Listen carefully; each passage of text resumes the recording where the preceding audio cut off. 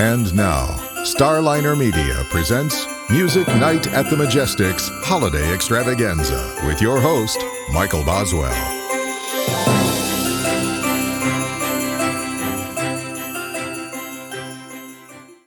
All right, continuing Music Night at the Majestic's Holiday Extravaganza with me, Seth Swirsky. Seth, welcome to the Extravaganza.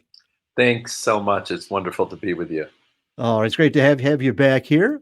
Now, when it comes to holiday music, one of the things that we have been discussing on the Extravaganza, tongue firmly planted in cheek with Extravaganza, is the fact that when you listen to holiday music, you can't help but be in a good mood. Right. Very true. Now, what are some of your favorite holiday songs? Well, I think I'm going to surprise you right now because you might think it was, Have Yourself a Very Merry Christmas or, a number of the great classics. But, my biggest memory of the holiday time was when I was 7 years old, and it was Christmas time, 1967. And my grandparents had bought me a record, and I tore open the record. And what it was this newly released Beatles album called Magical Mystery Tour. And, it only came out in the United States and had all those great songs on it. Penny Lane, Strawberry Fields Forever, things that weren't on Sgt. Pepper or, any of the records around that. Because in those days, they really released singles. But if you remember on the record, it said Magical Mystery Tour all in stars. And the Beatles were all in their uniforms. John was the walrus and, and they were all dressed in different, animal uniforms. When I opened the record, I was too young to understand any of that stuff, how it was written out. And none of the adults could read it as well. So everybody thought that they bought me the wrong record. And it literally took about 20 minutes until my mother deciphered, it says the Beatles. This is the right record. Of course, I almost hit the ceiling with joy. But if you really talk about my favorite holiday music, and it coincides with the fact that it's my favorite ever Beatles album, not their released English stuff. Mm-hmm. So that really always gives me a great feeling about the holidays when I put on Magical Mystery Tour. Oh, that's great. Yeah. That's a great story. Yeah. Now, as far as regular traditional, Yes. holiday music, do you gravitate towards standards? The Sinatras, the Dean Martins, Johnny Mathis? Yes. Boy, when that stuff starts coming on the radio, I think it starts coming on, when you're sitting at a Starbucks and, you start hearing it. These days, you hear it right around, I guess, Thanksgiving, maybe a little bit earlier now, but it always puts me in a great mood. It's lasted so long for a reason. It's great melodies, great feeling. There's nothing wrong with it. You know what I mean? I can't. Exactly. I never hear a song that I say I wish they got to something else. When you hear Cole Porter's writing, but when you hear Nat King Cole sing, and you hear Sinatra and all those people, it's just it's simpler music. It's melodic. It's calming. It's calming music. Exactly. And there's something about it that just generates a warmth. That's right. That's right. That not only in the feel of the music, but it also makes you think about sitting around a fireplace. So Right. both physically and mentally. Right. And even the production value on those records that really set the tone, Yeah. For everything that followed, Yes. until you get to the 60s. And then Phil Spector, kind of changed everything from there. That's You right. know, That's right. Yeah, he did his thing, which was, 90 drummers and 90 guitar players and stuff like that. Now, of course, I exaggerate, but I can't argue with that sound at all. I don't care if he was writing about, men going to the moon. I just love that sound and everything he put with it. But through the ages, the songs about Christmas from the songwriters, and that's where I come from. I'm a songwriter first. It comes from a very good place, So it comes out in the grooves usually, and that's the music you usually like listening to. Exactly. Now, you mentioned being a songwriter. Yeah. You had one of your holiday songs covered Yes. by Faith Evans, correct? Yes, a song called Christmas Lullaby. And it was a big thrill because when I wrote the song in the studio, I wrote it at EMI Studios on Sunset Boulevard in Los Angeles, and I was just figuring out the song, and into the studio walked this girl, and she was, I don't know, 14 years old, 15 years old, and she said, boy, I really like that song. I really like that song. And she started, I said, can you sing it here? Can you sing it there? I just wanted to see if the key fit. I didn't know who she was. Well, it turns out that it was Alicia Keys. Oh, who, wow. who my former wife now, and we're still great friends, so I could say that very easily. She had just signed her. Her name wasn't Alicia Keys at the time, but she had just walked into the studio and said, I love your song and stuff. And then before I knew it, Faith Evans recorded it, because that's what I was doing at the time. I was under contract with different companies, depending on the year. And you pitch your songs, and Faith Evans picked up on a song called Christmas Lullaby. And I have to say, it's one of my favorite songs that I've heard recorded of mine. So I'm very appreciative that it's something that I could contribute to the holiday.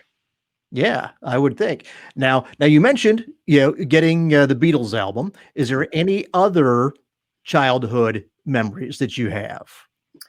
Oh, well, I grew up with so many friends that whether it was Hanukkah or Christmas, it didn't matter. It was, I just wanted to be at their houses, because it was such a good feeling and such a good vibe.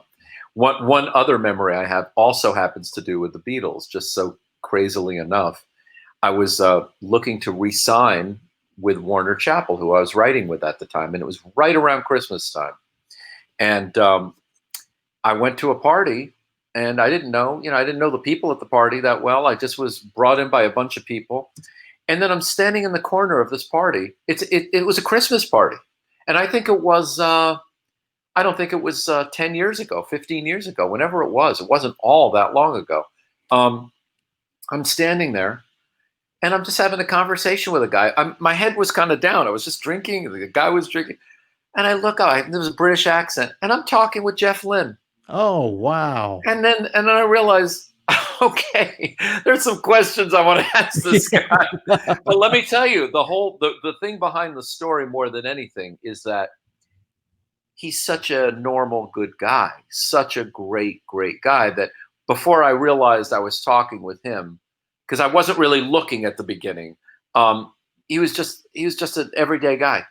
And then when I realized it was him with the sunglasses and the whole thing, it was like, wow, that's Jeff Lynne, who I saw in concert in 1977 at Madison Square Garden, singing Telephone Line.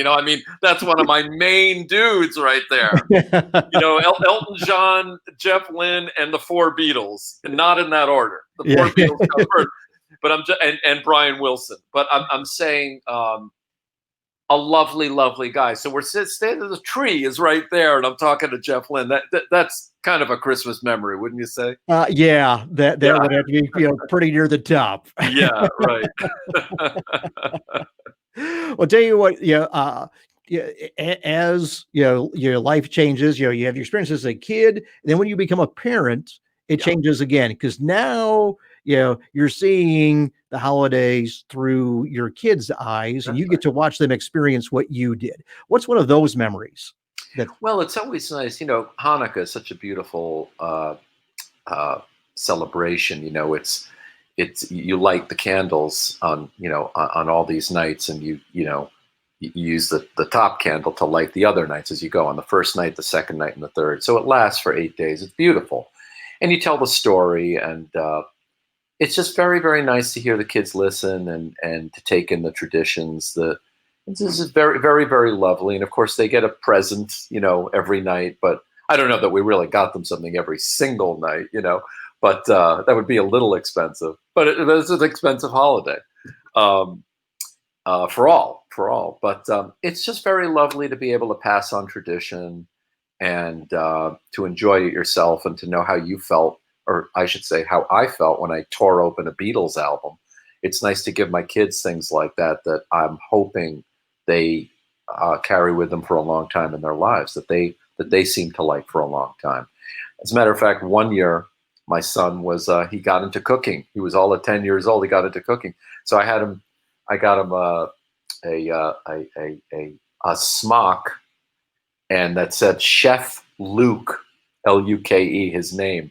So he had his own He had his own his cooking smock, So that was such a, he remembers that to this day, and of course, that makes me feel great. That I really zoned in on what he wanted, and you know how good that feels. Oh, absolutely.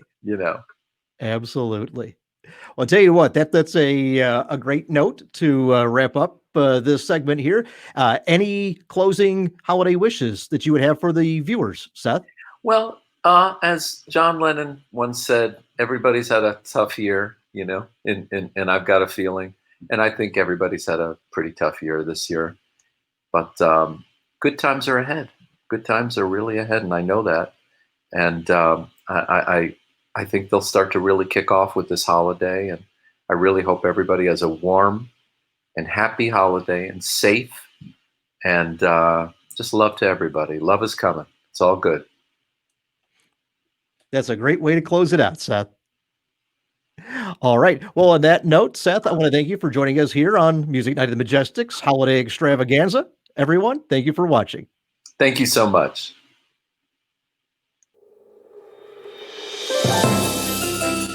If you enjoyed Music Night at the Majestic's Holiday Extravaganza, follow us on Facebook, YouTube, Twitter, Instagram, and at musicnight.net. Music Night at the Majestic is a copyright production of Starliner Media. Any use of this program, its audio, or visual images without the express written consent of Starliner Media is prohibited.